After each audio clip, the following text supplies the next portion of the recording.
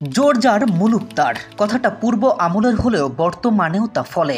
ভারতীয় ক্রিকেটার হলে ম্যাচ শেষে শাস্তির বিধান মৌকুফ, যেন নিজেদের সম্পত্তি বানিয়ে ফেলেছেন ক্রিকেট পাড়া। অর্থ বেশি, অহমিকা বেশি, বেশি দাপট আর একঘেয়ামি। ভদ্রলোকের খেলা ক্রিকেট যেন বাকিদের বেলায়, ভারতের বেলায় যেন সকল অন্যায় আবদার বৈধ। যা তারা করে বা করতে চায় আইসিসি যেন তা করতে দিতেই বাধ্য থাকে।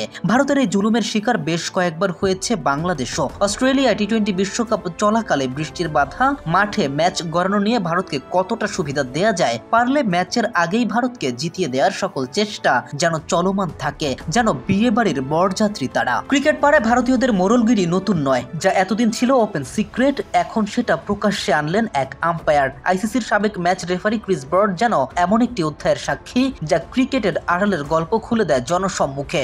ব্রিটিশ গণমাধ্যম দ্য টেলিগ্রাফে দেয়া এক সাক্ষাৎকারে তিনি স্মৃতিচারণা করতে গিয়ে বলেন এমন কিছু যা শুনলে যে কেউ অবাক না হয়ে পারবে না।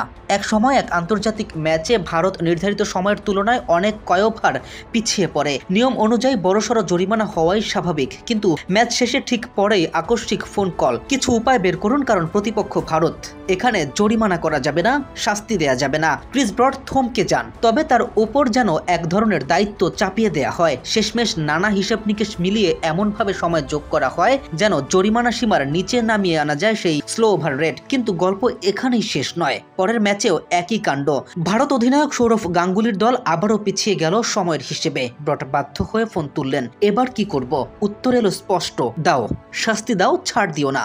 2003 থেকে 2024 দুই দশকেরও বেশি সময় ক্রিস ব্রড ছিলেন আইসিসির ম্যাচ রেফারি। 123টি টেস্ট, 361টি ওয়ানডে আর 138টি টি-20 ম্যাচ পরিচালনার অভিজ্ঞতা তার ঝুলিতে। অথচ তিনি আরও কাজ করতে চাইলেও আইসিসি চুক্তি নবায়ন করল না। 2009 সালে পাকিস্তানের শ্রীলঙ্কা দলের উপর সন্ত্রাসী হামলার মুহূর্তেও তিনি ছিলেন সামনে থেকে। রাজনৈতিক চাপ, শারীরিক হুমকি, এমন কত বিপদ তিনি পার করেছেন। অভিজ্ঞতার ভার নিয়ে আজ তিনি বলেন, কিছু দেশে ঠিক ভুলের দূরত্ব এতটাই বিশাল যেন গঙ্গার ঘোলা স্রোতের মতো, যেখানে নোংরা পানি সব ঢেকে দেয়। ভারত ও আইসিসি বর্তমান প্রভাব নিয়ে ব্রডের আক্ষেপ আরো তীক্ষ্ণ।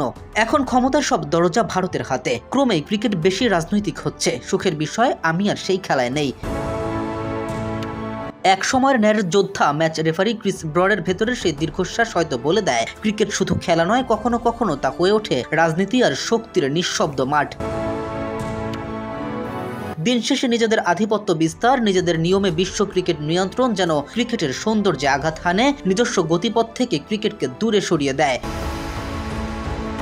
ক্রিকেট হোক নিরপেক্ষ, ক্রিকেট হোক সবার জন্য, কিছু মুক্ত হাসির জন্য, মধুর প্রতিযোগিতার জন্য। কে এম রাফিন, খেলার পাতা।